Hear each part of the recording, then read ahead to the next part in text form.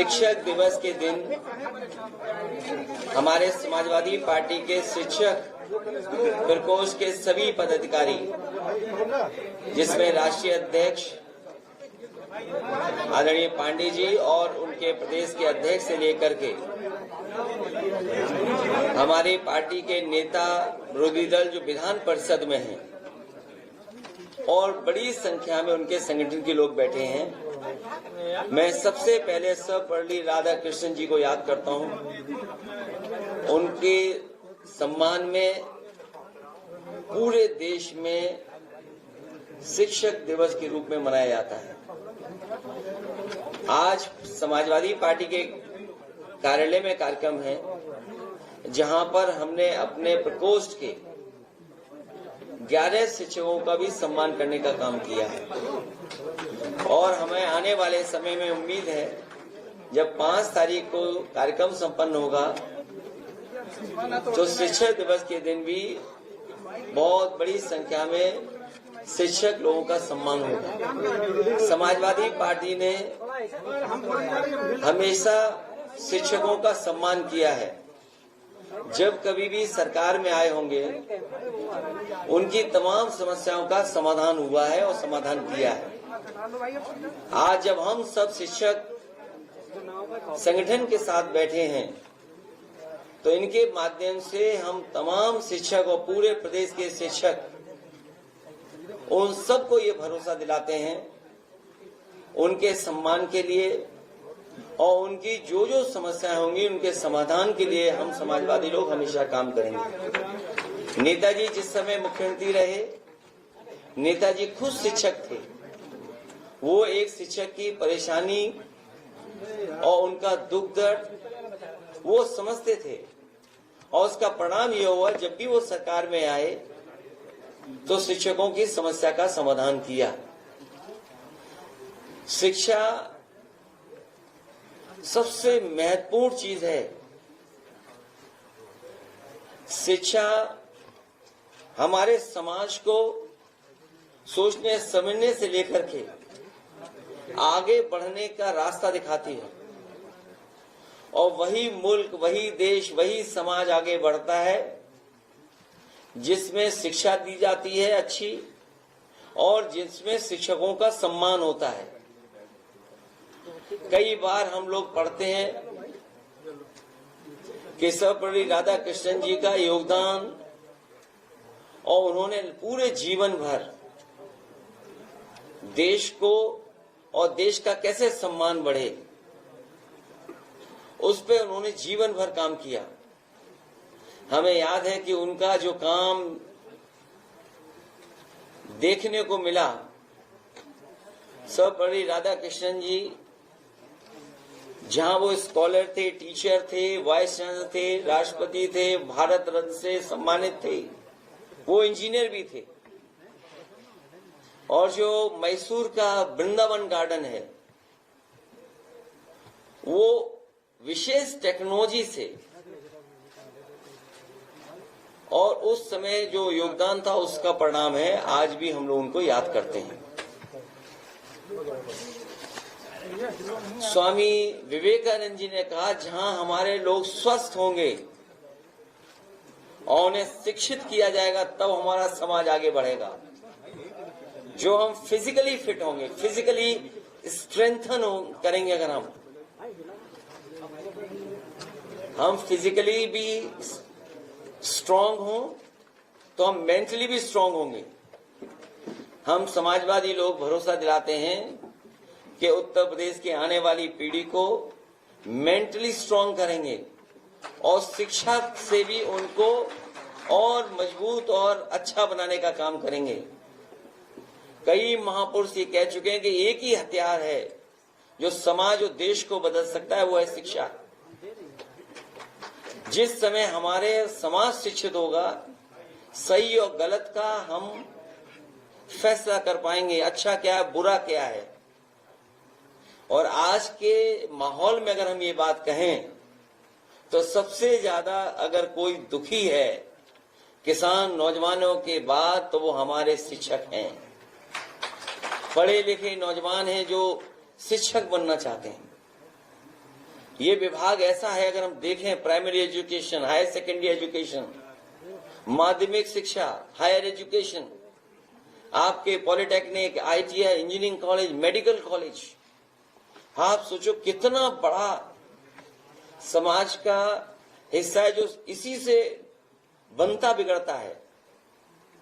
आज उत्तर प्रदेश में किसी भी स्तर पर अपॉइंटमेंट हो, टॉप से लेकर के नीचे तक सब पे प्रश्न लग रहे हैं, उंगली उठ रही है।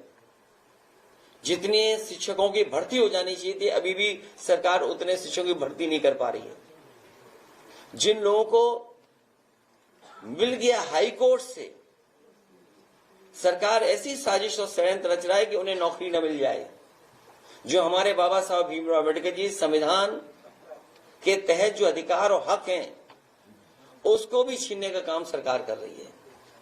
इसे लगातार पीडीए की आवाज को हम सब मिलकर के मजबूत करते रहेंगे। ये पीडीए की रणनीति है जो भारतीय जनता पार्टी को उत्तर प्रदेश से उखाड़ने का काम करेगी। मैं एक बार फिर अपने शिक्षक सभा के प्रदेश के राष्ट्रीय कार्यकारिणी के सभी पदाधिकारियों का बहुत बहुत धन्यवाद देता हूं कि सर्वपल्ली राधाकृष्णन जी को वो आज याद कर रहे हैं। कल से पूरे प्रदेश में जगह जगह कार्यक्रम हमारी पार्टी भी करेगी और देश के स्तर पर शिक्षक लोग भी करते हैं। मुख्यमंत्री जी का एक बयान आया है कि बुलडोजर इस्तेमाल करने के लिए बहुत मजबूत होना चाहिए, दृढ़ प्रतिज्ञ होना चाहिए, और वो बुलडोजर का इस्तेमाल नहीं कर सकते जो दंगाइयों के आगे घुटने टेकते थे। उससे भी बड़ी बात है कि हमारे मुख्यमंत्री कहने को योगी हैं कि कभी कभी बायोलॉजिस्ट भी बन जाते हैं। अब उस बहस में मैं नहीं जाऊंगा कि बायोलॉजिकल वाली बहस में जाऊं कि न जाऊं, कि बायोलॉजिकल हैं आप कि नहीं बायोलॉजिकल हैं। हमारे मुख्यमंत्री जी को चिंता है डीएनए की, उन्हें बहुत चिंता है डीएनए की। मैं बहुत दिनों से सोच रहा था कि शायद किसी दिन वो जो पावर प्लांट है उनका नाम बोलेंगे।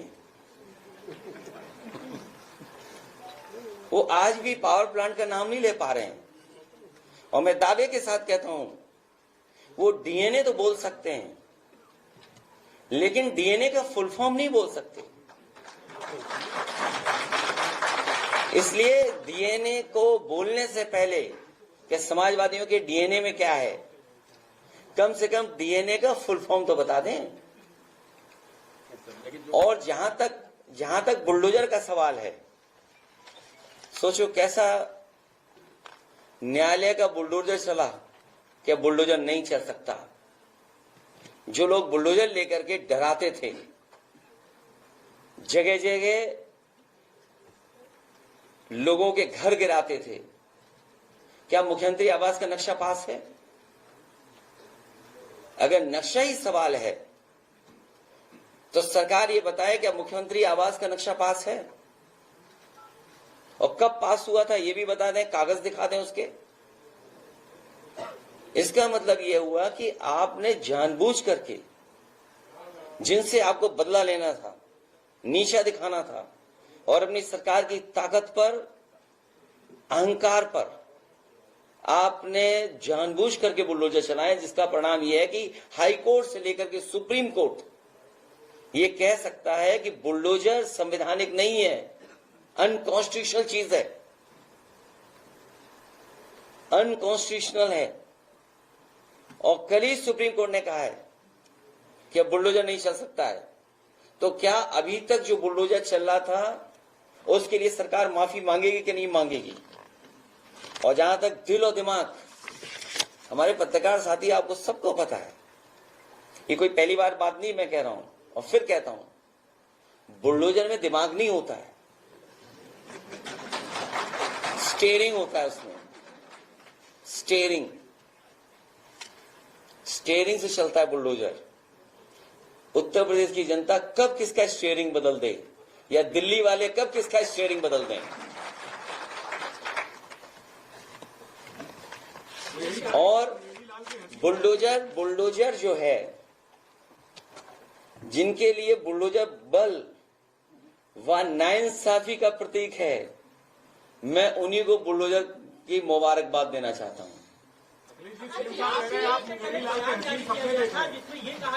देखिए, मुख्यमंत्री जी न खुद सोते हैं चैन से इधर परिणाम के बाद, और न किसी अधिकारी को सोने दे रहे हैं। अखिलेश जी, ये भी मुख्यमंत्री जी ने कहा है कि जैसे एडीए का इस वक्त आतंक है, 2017 से पहले चाचा भतीजों का आतंक था। ये आप उलझो मत, आप बिल्कुल मत मानिए, क्योंकि मैं जानता हूं कि अखबार मीडिया भी थोड़ा बाइज्ड है। 46 में 56 क्यों नहीं पूछा आपने? वो तो सदन की बात है, ये तो सदन की बात है। 46 में 56, हम तो आप ही लोगों से कहेंगे कम से कम उन्हीं से पूछिए कि 46 में 56 वाली सूची कब आएगी, आएगी कभी कि नहीं आएगी। और फिर जहां तक माफियाओं की बात है, पुराने रिकॉर्ड उठा करके देख लीजिए, किसी और को भी माफिया कहा जाता था।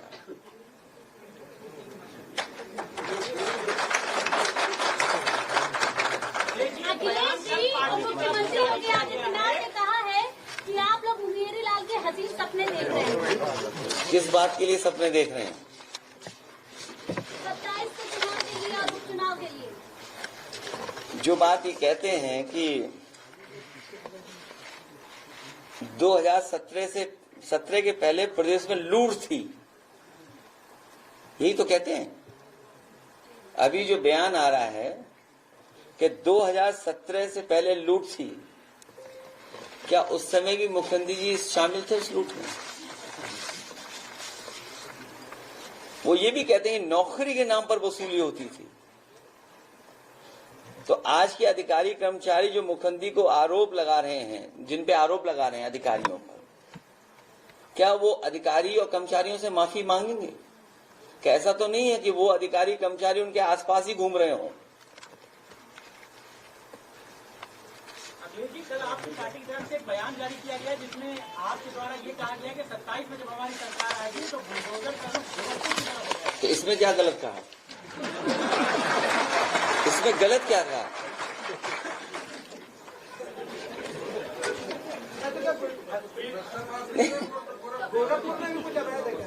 नहीं, अवैध क्या है?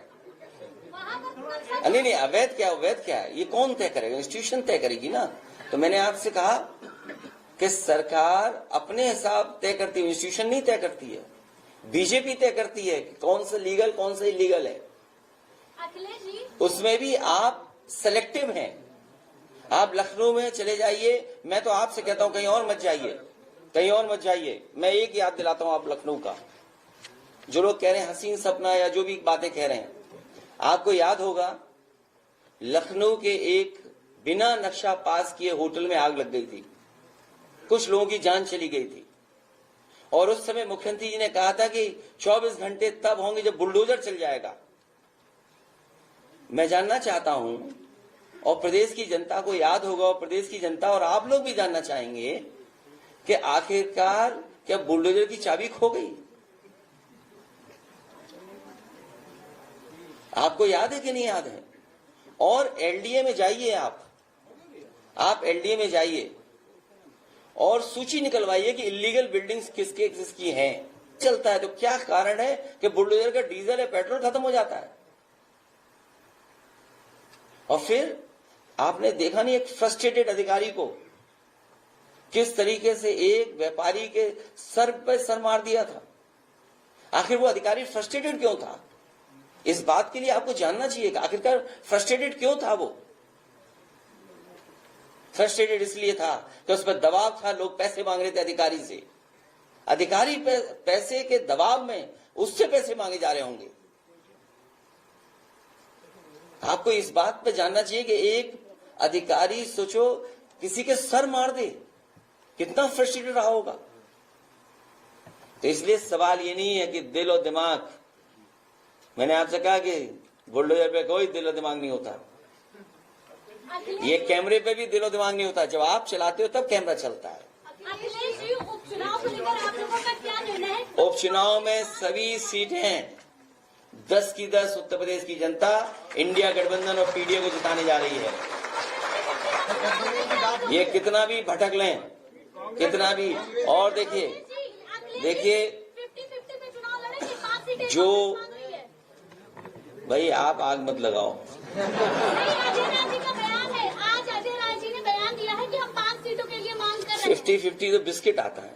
5 सीटें आप दे रहे हैं। क्या कश्मीर में अलायंस होगा अखिलेश जी?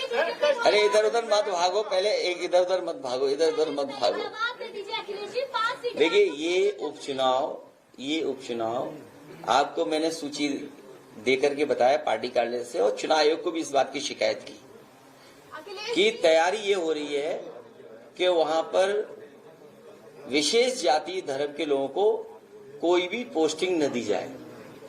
यही तो हम डे वन से कहते आ रहे हैं कि संविधान खतरे में है, संविधान से दिए हुए अधिकारों को छीना जा रहा है, संविधान जिन अधिकारों हक की बात कर रहा है उनको छीना जा रहा है। सोचिए, कहीं कोई कल्पना कर सकता था कि जाति और धर्म को देख करके ट्रांसफर पोस्टिंग और जाति और धर्म को देख करके एफआईआर लिखाई जा रही है, एफआईआर नहीं लिखाई जा रही है। आज महिलाओं के उत्पीड़न में नंबर 1 है उत्तर प्रदेश। क्या सबसे ज्यादा घटनाएं उत्तर प्रदेश में नहीं है?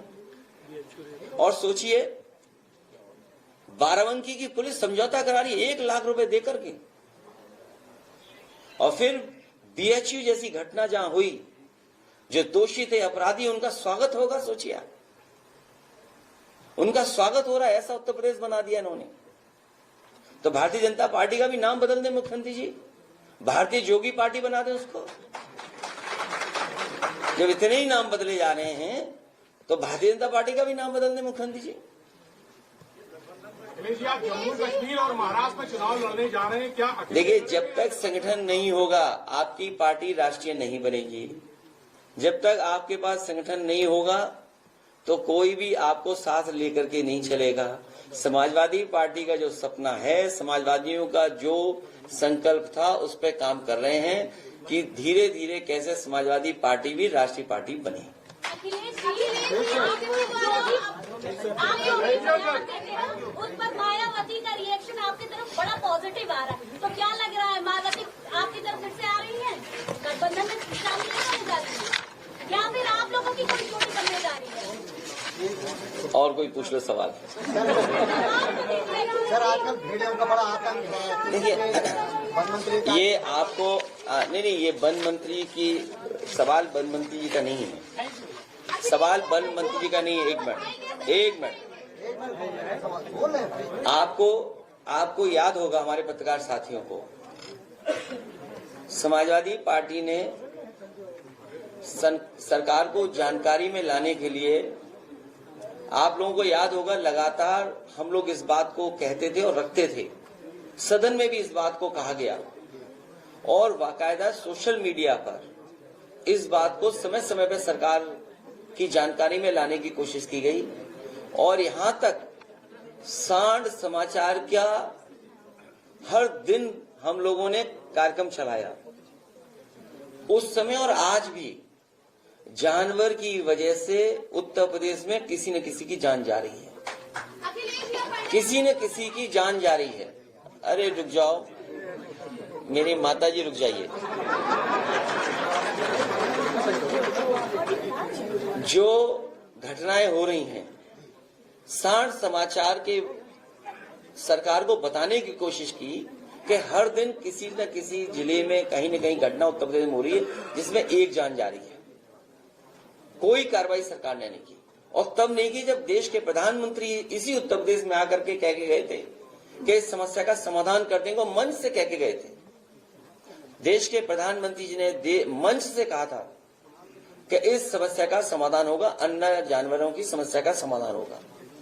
उसके बाद सदन में बाकायदा लखीमपुर, पीलीभीत, बहराइच, श्रावस्ती और आपके बिजनौर, उन जिलों की सूची दी गई कि यहां से लोगों के जंगल से जो जानवर आ रहे हैं जिसकी वजह से जान जा रही है। कई 100 किसान, गरीब, उनकी जान गई है। हम लोगों ने मदद के लिए भी कहा सरकार से कि मदद करें इन परिवारों की, लेकिन कोई मदद नहीं की गई सरकार की तरफ से। और इधर सरकार ही नहीं बता पा रही कि आखिरकार बच्चों को कौन उठा ले जा रहा है। सरकारी कंफ्यूज है। जो जिस तरह की कार्रवाई हो रही महंगाई की, क्या लगता है क्या नाकामी की वजह से है? नाकामी की वजह यह है कि सरकार कभी भी ध्यान नहीं देती है। जब 60 से लोगों की जान जा रही है, आपके गुलदार से, टाइगर से जान जा रही है, तब सरकार नहीं जागी। और याद कीजिए, सदन में 1 साल 1.5 साल पहले ये सवाल उठे थे। जब सरकार नई नई बनी थी उस समय भी ये सवाल उठे थे। क्या 1 साल पहले सरकार ने कोई कदम उठाया? जब धीरे धीरे जानवर आपकी तरफ आने लगे और सबसे ज्यादा जंगल अगर कोई काट रहा है तो ये भारतीय जनता पार्टी के लोग जंगल काट रहे हैं। आप सोचिए, जंगल जब कट जाएगा तो फिर जानवर कहां रहेंगे? आके आपके खेतों में आ रहे हैं। और ये सरकार के लोगों ने जो जानवर, अन्ना जानवर थे, वो जंगल के किनारे सब छोड़ दिए। और उसका परिणाम ये हुआ कि जानवर जो जंगल में रहते थे उन्हें आसानी से जानवर खाने को मिल गए, तो वो उस तरफ आ गए। तो इसका परिणाम ये हो गया बस्तियों में जानवर आ गया। अगर कोई दोषी है इसके लिए तो वो अधिकारी, वो सरकार के लोग दोषी हैं, जिन्होंने अन्ना जानवरों को जंगल के पास रखा था, जिसका परिणाम ये हुआ कि जंगल के जानवर आज खेतों में और गांव में, घरों में घुस रहे हैं। सर, ऐसी घटना से तुलना आप ही कर रहे हैं? किससे? महंगाई की घटना को लेकर तुलना की जा रही है 2017 से पहले भी भेजिए। तो वो किस जिले में था? तो पहले चाचा भतीजे बता रहे हैं। नहीं, गलत मत बोले यार मेरे भाई, ये मत बोलो। क्या बोला? ये क्या कहा? क्या था? कैसे आप महंगाई में 2017 से पहले चाचा भतीजे थे, तभी आपको रेफरेंस की तरह उन्होंने यूज किया? तो आप समझ लो मुख्यमंत्री जी क्या है, सदमा लगा क्या कहीं गिर पड़े हैं? देखिए, ऐसा है, बीजेपी का जो अंदर का मामला चल रहा है उसका परिणाम है कि ब्लड प्रेशर बढ़ा हुआ है। दिल्ली का डर सता रहा है और इन्हें इतना ही सब कुछ ठीक लग रहा है तो दिल्ली क्यों नहीं चले जाते? तो पूरे देश को ठीक कर दें। आप मेरी तरफ से बधाई दे देना। एनआईसी का था आज वीडियो मंत्री गिरीश यादव की पत्रकार के साथ पत्रकार की वायरल हो रही है। जैसे एनआईसी को लेकर कुछ नहीं, बीजेपी तो कुछ नहीं बोलेगी,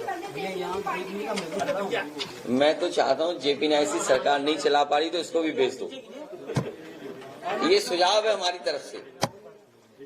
जब ये सरकार नहीं चला रही है, नहीं उस बिल्डिंग को ठीक कर रही है, तो जिस तरीके से बहुत सी चीजें बेची हैं तो इसको भी भेज दो। कम से कम चलने तो लगे। हम लोग दूर से देखते हैं वो खराब हो रही है बिल्डिंग। सर, शिक्षक दिवस पे मदरसा मॉडर्न टीचर कल प्रदर्शन करेंगे। उनको कई महीनों से तनख्वाह नहीं दी गई है। मदरसा मॉडर्न टीचर स्कीम भी खत्म कर दी गई है। 22,000 जो मदरसा के हमारे हैं शिक्षक, उनकी मदद होनी चाहिए, सरकार को ध्यान देना चाहिए और भरोसा दिलाना चाहिए कि उनके साथ कोई अन्याय नहीं होगा। ऊर्जा शक्ति विभाग में अभी 9 पदों पर भर्ती होनी थी, 15 पदों पर, लेकिन उसमें जो ज्ञापन दिया गया है मुख्यमंत्री जी को, उसमें बताइए आरक्षण तभी बचेगा, अधिकार तभी बचेंगे जब बीजेपी यहाँ से हट जाएगी। उसमें 9 लोगों को भर्ती। मैंने आपसे कहा कोई एक विभाग नहीं, वाइस चांसलर के अपॉइंटमेंट से लेकर के वाइस चांसलर जिनको अपॉइंट कर रहे हैं वहां तक, ये तभी सुधार आएगा, तभी संविधान की रक्षा होगी, अधिकारों की तभी रक्षा होगी जब भारतीय जनता पार्टी उत्तर प्रदेश से हट जाएगी।